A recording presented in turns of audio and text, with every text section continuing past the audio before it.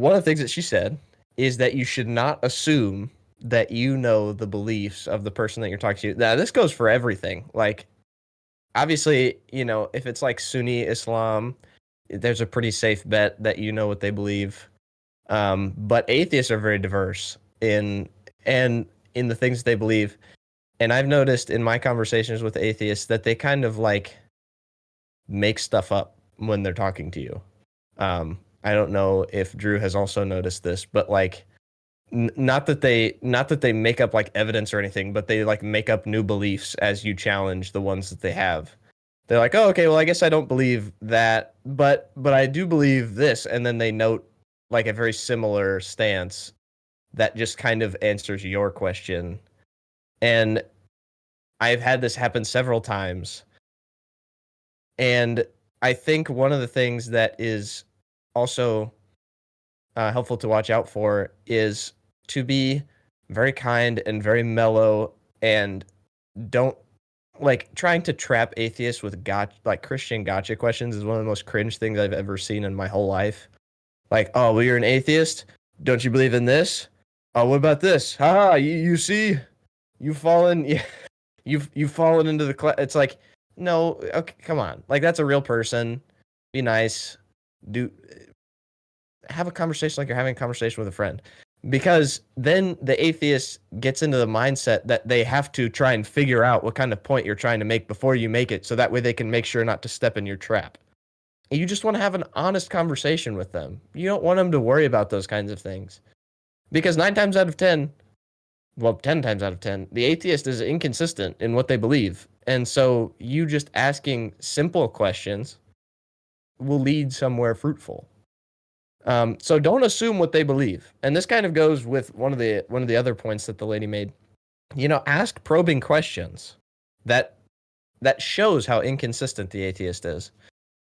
Because they, like I said, I think one of the reasons why I've encountered atheists who kind of make things up, and when I say make things up, I guess I don't mean that nobody holds the position that they're talking about, but like it's the first time I've ever encountered someone saying that, and so then you're just kind of like, I don't know if they just want to make you like reconsider atheism, and like so that way you can't answer what they're saying because they have such a niche position, or like I don't know, but I know that both my dad, who does a lot of online apologetics and stuff, and I have kind of seen that atheists tend to make things up. And I'm not saying that the atheist is doing it on purpose. I think a lot of times things that appeal to atheists is rationality. Atheists are very rational people, and I just think that what they believe is irrational. They just find ways to rationalize it. And so when it comes to some of their positions, they find themselves trying to rationalize something before you ask them. And so then they're like, okay, well, this is my new thing. And you're like, I don't even know what that means. And it just kind of derails the whole conversation. So be on topic for sure with atheists, and make sure that they answer the question that you asked. This is one of the things that God Logic does with Muslims that is very painful. You have to have a lot of patience, but you just have to make sure that the person either answers the question that they were asked or continues down the same reasoning that they were, because they will try and distract you and get you off on things like, I don't know how many times I've had atheists say, yeah, well, Jesus didn't even exist. Or, yeah, well, the Bible is a bunch of made up garbage and stuff like that. And you're like, okay, well, I asked you about objective morality, not whether or not Jesus was a real historical figure. We can get to that. I'd like to get to objective morality for now. And that also, that's also very helpful. Yeah, I would say I noticed some things in that realm of, I feel like a good way to put it is like moving the goalpost. Like right, that too. It's constantly a moving target. And again, I don't think it's just atheists. I think typically whenever the conversation, why you want to go in gentle and be conversational is because when you go in attack mode, that starts to happen regardless. I would say the same thing can happen in Christian spaces too. If somebody who is a Christian feels attacked, they're going to try and deviate. They're going to try and move the goalposts. They're going to bring up new arguments that they just came up with in their head. And so when somebody feels attacked, they're going to, or backed into a corner, they're just going to look for every possible way to get out of it. And you don't want that. That's not what we're like. That wasn't the strategy of Jesus. You know, like that's not the goal here, is to just trap people in a corner with logic, you know. And somebody could look, if anything we said in our first two videos came across harsh, understand that what we were trying to do in the first two videos is put together the reasons why you shouldn't believe some of the positions that the atheists are pushing, right? Like this wasn't a specific attack on any individual atheist for what they believe. We were just trying to dismantle the argument that is being brought forth. And so we have no intentions of being harsh with anybody. That's never our goal, never our desire. But there are certain things you need to know about the information first so that you feel equipped and prepared. And then you go into that conversation, but you don't just like throw stuff at people, you know? And yeah, and like I said, it does happen. And if it does happen, where the goalpost suddenly moves, where you feel like you've answered a question as well as you possibly can, and then suddenly, oh, but what about this? And you're like, oh, well, but that wasn't even the issue we were discussing. And then you have to come up with a whole new answer. And Chase is right. I've fallen into that pit a few times where I try to answer everything as it comes out instead of just redirecting back to the original question. And sometimes that can be effective, but often it's just going to be exhausting, where you're just going to be like, okay, like what are we even doing? You know, we're just running in circles at this point. And sometimes that may be their strategy. It's to just, you know, keep this going in circles until you decide that you don't want to talk about it anymore. And don't fall into that. Just keep bringing it back to the main point and make that the main issue. And then once you feel like that's been adequately addressed, then move on. But yeah. So we talked about don't assume that you know the atheist belief. On the flip side, don't assume that the atheist knows your beliefs, right? So if you are, you know, talking about something in the scriptures, and the atheist assumes that you believe just like you know, Catholics do with their church fathers, or like Orthodox do, where they don't really have a closed canon, but they do know what the scriptures are. Like, you make that clear, make that known. Say, hey, you know, I'm an evangelical. I believe in a closed canon with, you know, and I don't believe that church has any authority over the Bible, or if, you know, vice versa. Just make those things clear, because the atheist will be confused in certain contexts if you don't make your own beliefs clear throughout and at the very beginning of the conversation. Now, obviously, if you say, hey, I'm an evangelical, you know, non-denominational Christian, man, that could be that could be a lot of things. That could be a lot of things. You know, and yeah. But if you say, hey, you know, I'm a member of the, you know, United Methodist, well, that narrows things down a bit, because there's pretty well a creed for those people, or you know, I'm Southern Baptist. Now Southern Baptists also like non-denominational, man. There's a range of beliefs in Southern Baptists and stuff, but just make sure that you make your position very clear. Make sure that the person understands this is first and foremost that Jesus loves them, that is your position. Mm-hmm. Your position is that Jesus loves them. Okay. Again, we cannot be having this pussyfooting, right? You have a gospel that you're going to present, and you're going to present that gospel one way or another, and that's going to be how it is. So yeah. Absolutely. I also think, you know, there's the majority of encounters I have had with atheists, typically are not atheists within the new atheist movement. What I experience a lot of is former Christians who experienced some kind of church hurt or church fallout that alienated them from the community they knew, or there was something in their life that caused them to walk away from the church, whether they were angry at God or a sin in their life that they have put priority over God. And so another reason to handle a lot of these encounters with a gentleness is because you just don't know why someone has, given up on believing in God or never believed in God.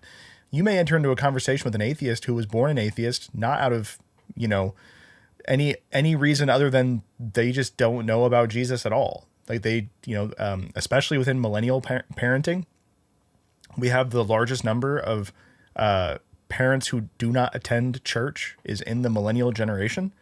And so a lot of kids in their like late teens to early 30s were raised in homes that just didn't talk about Jesus because the millennial generation moved out of the churches. At my church, we have kids who come to church whose parents want them to not be at church, which when I was their age, that never happened. It was the other way around. The parents wanted their kids in church and the kids didn't want to go. Now we're seeing kids in Gen Z and soon to be Gen Alpha who are wanting to go to church, but their parents either couldn't care less or don't want them there at all. So just understand when you're opening a conversation with someone that you have no idea what background they're coming from. They may have never heard of this Jesus before, or they understand a cultural Jesus. They understand a celebritized Jesus, but they don't know the real Jesus.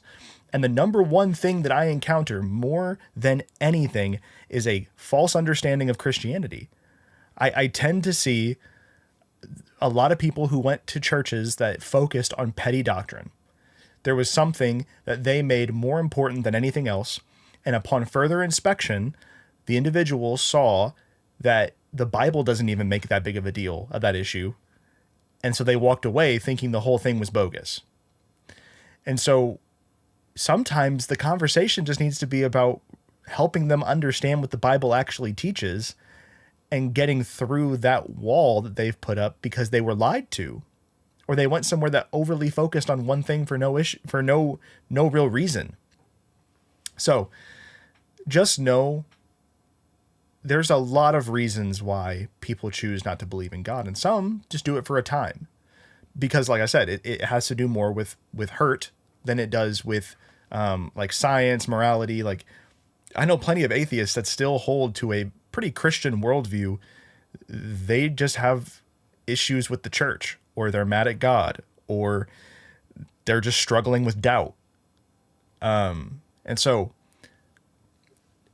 when you assume what they believe, you're going to have problems. And then when they assume what you believe, don't let that happen because that's going to create tension on your end. You're going to be upset when they start claiming you believe this or you believe that, right? Like if they start thinking that, I'm the same as Kenneth Copeland, like, yeah, I'm going to take offense to that because I don't preach the prosperity gospel, right? So, and sometimes that's where you can start to see the cracks, where you can, when you let them say what they think you believe, because a lot of the time you'll see what environment they grew up around, and you'll understand, oh, like, no, like this is not what Christians believe. Like some do, and like, if somebody grew up in a semi-cult environment, a fringe group, you can pretty easily point and say, oh, that is what they believe. That is a like small sect of Christianity thing. The majority of Christianity believes this, right? And so then you can start revealing truth, where you can bring in the Bible and you can say, here's what Christians actually believe about that issue. And then, I've had to do that a lot. And now that doesn't always lead to somebody coming back to church, but it does open the door for better conversation, where you start to level the field a little bit and you're like, oh, well, here's what we actually believe. But that I just think that can be one of the more gentle ways to approach a conversation is go in soft. Don't just, like Chase said, we already established, don't go in with assumptions. ask questions and then go off answers. Because when you ask the questions, you are opening for a real conversation. If you go in with assumptions, that's just going to frustrate people and create a tension, and then it turns into an argument. So go in asking questions, be willing to listen to what they have to say. Listening to what their argument is doesn't mean that you're giving their argument value, right? You give it value in the sense that it's what they have to say is valuable because they're a person, right? But if their argument, if you know from the minute they start saying it that it's bunk, that doesn't mean that you have to believe it just because you let them say it and listen to it. Letting them say it and listen to it is respecting them, and respecting them enough to let them have an opinion because they deserve to have an opinion. But that doesn't mean you have to agree with it. But you should let them speak because they have as much right as you do to push yourself into that conversation. So be easy, ask questions, listen. Majority of the way Jesus responded in the New Testament was by asking questions. I think there's only like 3 times in the New Testament that Jesus actually gives a straight up response when somebody asks him a question. He usually responds with another question to lead someone to the answer. And that's a great evangelism strategy, is to ask questions that lead to an answer. Kind of like what Chase was saying, where you get someone to the point where they realize their inconsistencies. And so you have to ask questions to get them to realize that their position has an inconsistency. Because often if you try and point out the inconsistency, they're going to get mad, right? They're going to cut you off. They're going to be like, no, that's not what it is. Like you're making an assumption. If you go about it where you're asking the questions and they realize that they have an inconsistency, that makes a huge difference. But that's my spiel. True that. One thing that I see believers doing sometimes is automatically disagreeing with atheists, just like on everything. And you're like, what? So like, let's say, an atheist says, man, you're discussing the problem of evil, right? And the atheist says, man, look at how much evil is in the world. And the Christian's like, are you saying the world is evil? Or just draw some wild conclusion off of what the atheist has to say. It's like, well, hold on. So we can all agree that there is a lot of evil in this world. Now, how we get there is different. So, the determinist would say that that's just how the Lord made it. The proponent of free will would say that that's because men made it that way. And the atheist would say that that's, chemicals made it happen. So that's where we differ. We don't differ on the fact that there is evil in the world. So, right. So don't just automatically assume that the atheist is wrong on everything he says. Because if the atheist says the sky is blue, we're not disagreeing with that. The sky is definitely blue. We can agree. The sky is definitely blue. So let's not get it twisted. And the atheists aren't always wrong on everything. Yeah, finding mutual places to have common ground is also going to propel the conversation forward. That is the best thing that you can do, in my opinion, is find a spot that you agree on. Like with the atheists in science, a lot of the times atheists just assume that Christians are completely ignorant of science. And you have to be like, whoa, hang on. I've read all the same studies that you have. I've looked into all the same experiments that you have. I know all the same things about science that you do. And sometimes it's not true. Like sometimes if you're sharing the gospel with an atheist and you just genuinely don't know about science, that's fine. But if you do know, come at them with that. Or like a Muslim, hey man, I have read the Quran. Or hey man, I do know about Hadith. Or just find common ground with people to stand on. And if you can agree. So, I know one of the things that I find really funny in debate that God Logic does with Muslims is that every once in a while he'll get a Shia on stage. And the Shia will come up and be like, yeah, what do you think of these Sunni Muslims or stuff like that? And they're always bashing on Sunni Muslims. And God Logic is like, yeah, I do agree that this is really dumb. And they'll agree on that. And so that kind of softens the conversation up. So that way, whenever you get into things that you do disagree about, then it's actually like, okay, I know that this person isn't just a giant rage bait, or that this person isn't like an idiot or something like that. Because there are definitely Christian rage bait. There is definitely Christian rage bait out there, and it Oh does my make me mad. gosh. Like people are really dumb, and Yeah. I now for the size of the community, I think there's more atheist rage bait uh, out there. But man, there are some stupid Christians who just say the dumbest things, and we're not about that.